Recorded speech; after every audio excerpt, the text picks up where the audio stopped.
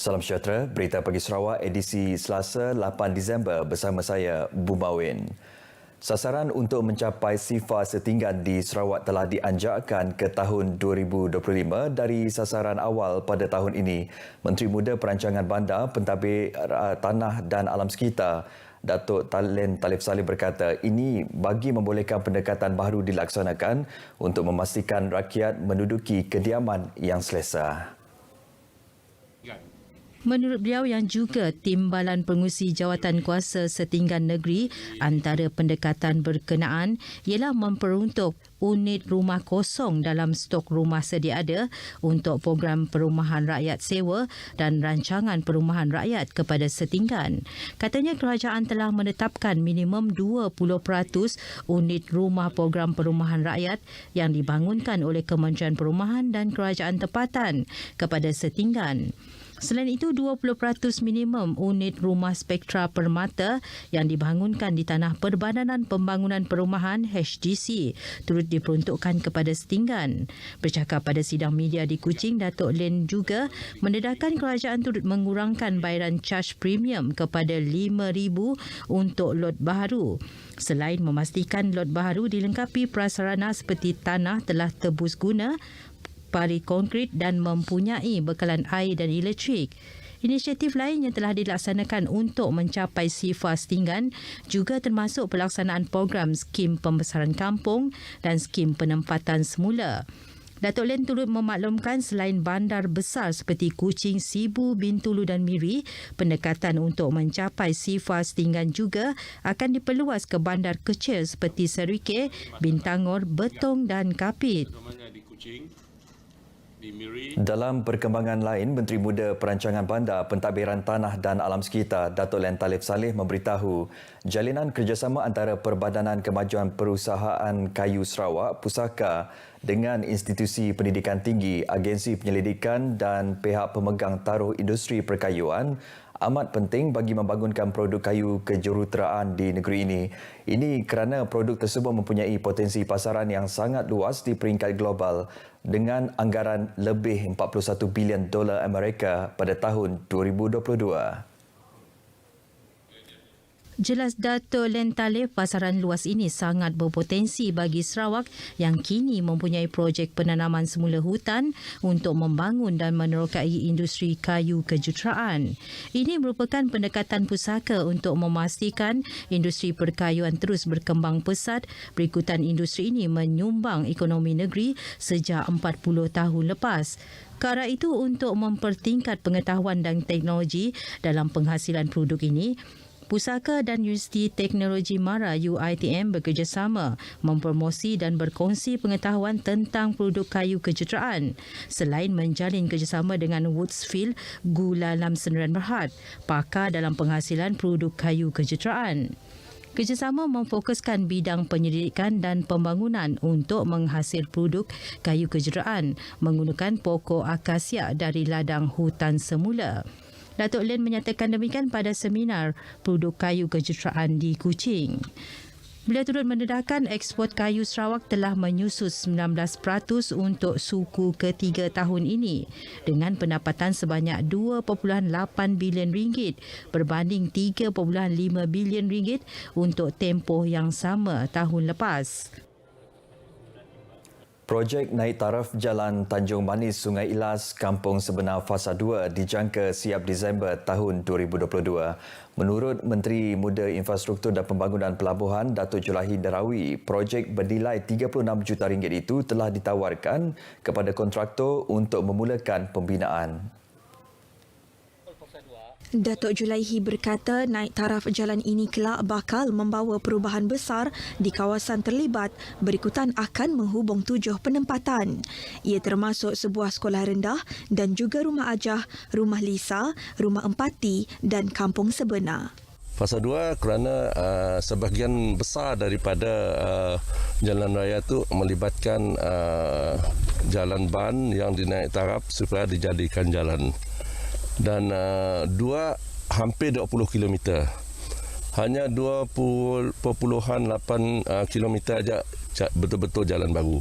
Ditemui semasa lawatan ke tapak projek berkenaan, Datuk Julaihi memberitahu ketika ini penduduk di 7 penempatan itu masih bergantung dengan pengangkutan sungai untuk ke pekan dan bandar terdekat. Dalam perkara itu, Ahli Dewan Undangan Negeri Daro, Safi'i Ahmad berharap tiada pihak mengambil kesempatan dengan membuat tuntutan tidak munasabah sekiranya tanah mereka terlibat dalam jajaran jalan baharu itu kelak. Tapi apa yang saya beri jaminan kepada mereka, walaupun jalan ini kerajaan buat untuk rakyat di kawasan dan kalau tanah itu memang betul-betulnya milik mereka, insya-Allah kerajaan tidak akan merugikan rakyat, di mana kerajaan akan membayar pempasan sewajarnya mengikut harga pasaran. Safi'i yakin dengan siapnya projek itu, ia akan menjadi pemangkin pelbagai pembangunan seperti mempermudah aktiviti keluar masuk hasil pertanian untuk dipasarkan ke kawasan bandar. Limbang akan dimajukan sebagai destinasi agro pelancongan. Menteri Muda Pemodenan Pertanian, Tanah Adat dan Pembangunan Wilayah Datuk Dr. Abdul Rahman Ismail berkata, perkembangan sektor pertanian dan penternakan selain tarikan flora dan fauna yang wujud di daerah itu membolehkan hasrat tersebut dapat dicapai sekaligus menyumbang kepada pendapatan rakyat dan negara. Datuk Dr. Abdul Rahman memberitahu setakat ini penternakan kerbau, penanaman nangka madu dan durian antara yang berpotensi dijadikan agro pelancongan dan terbaru penternakan ketam dalam sangkar. Pihak UNIMAS telah pun dapat mencipta satu kaedah untuk penternakan ketam sangkar, penternakan ketam dalam sangkar dan ini boleh dijadikan sebagai sektor agroturism. Penduduk kampung apabila mendapat anak-anak ketam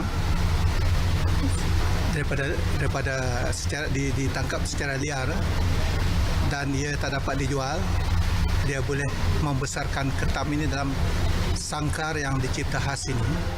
Setakat ini ujarnya Kampung Patiambun di Limbang antara lokasi sesuai bagi tujuan itu dan berharap ia dapat direalisasikan.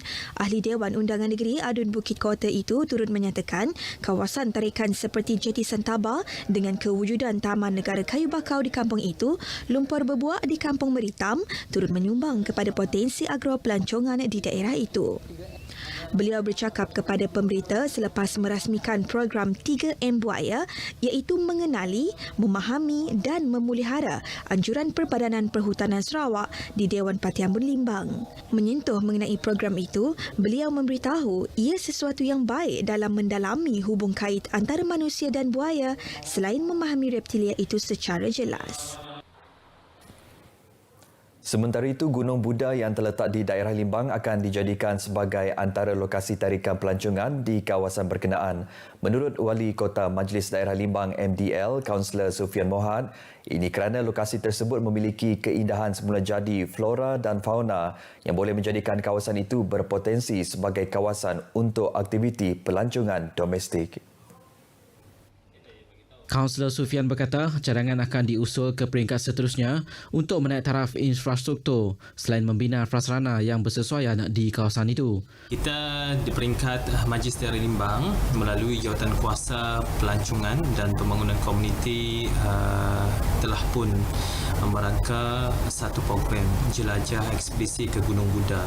Salah satu tempat yang akan menjadi tumpuan utama pelancong Limbang, bukan setakat orang Limbang tapi luar daripada Limbang, dan kita mengharapkan selepas COVID-19 nanti daripada luar negara pun akan datang ke kawasan tersebut.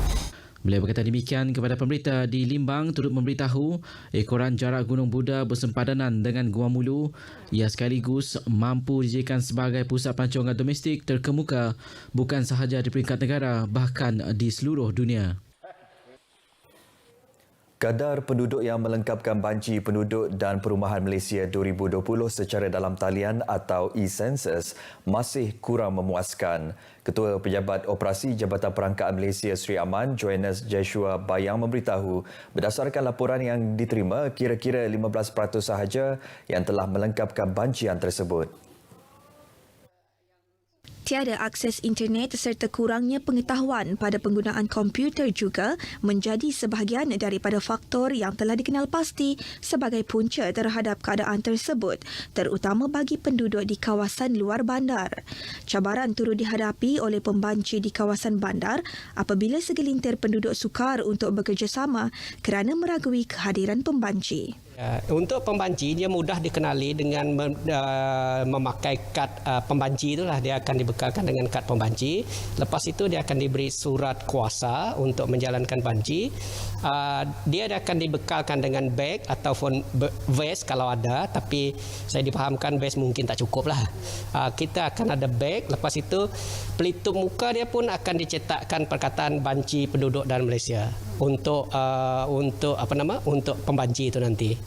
Menurut Johannes, pengisian borang soal selidik banci melalui e-sensus masih lagi dibuka sehingga 21 Disember ini dan bancian secara bersemuka akan dilaksana sebaik sahaja COVID-19 reda. Beliau memberitahu pemberita RTM selepas temu bual rancangan Radio Sri Aman FM. Jumlah kes positif COVID-19 mencatatkan peningkatan kepada 1,070 kes dengan 2 kes baru dilaporkan semalam iaitu masing-masing 1 kes di daerah Kuching dan Serian. Jawatankuasa Pengurusan Bencana Negeri JPBN Sarawak dalam kenyataan berkata ia sekaligus menjadikan daerah Kuching dan Serian kekal berstatus kuning. Kes ke-1069 di daerah Serian melibatkan warga negara Indonesia dan juga isteri kepada kes ke-1066. Kes ini dikategorikan sebagai kes jangkitan tempatan, manakala kes ke-1070 iaitu kes import A melibatkan lelaki warga negara tempatan yang pulang dari negara Gabon, Afrika Tengah pada 2 Disember lalu. Kes adalah pemandu jentolak di sebuah kem pembalakan di Gabon dan telah singgah di beberapa negara di benua Afrika termasuk Dubai sebelum meneruskan penerbangan dan tiba di lapangan terbang antarabangsa Kuala Lumpur pada 4 Disember. Kes meneruskan perjalanan ke Kuching menggunakan penerbangan pada hari yang sama dan setibanya di Kuching, kes telah dimasukkan ke pusat kuarantin dan disaring semula pada 5 Disember dan disahkan positif COVID-19 pada Ahad lalu. Dalam pada itu, terdapat 1 kes baru telah pulih dan dibenarkan discharge dari hospital, manakala 16 orang masih mendapat rawatan. Terdapat 2 pesakit dalam siasatan yang baru juga dilaporkan semalam. Sementara itu, 4 kluster di negeri ini masih aktif iaitu kluster besi, kluster Jalan Abel, kluster Green Hill dan kluster Wisma Seberkas. Baik saudara, paparan itu tadi mengakhiri berita pagi Sarawak hari ini. Sehingga berjumpa lagi.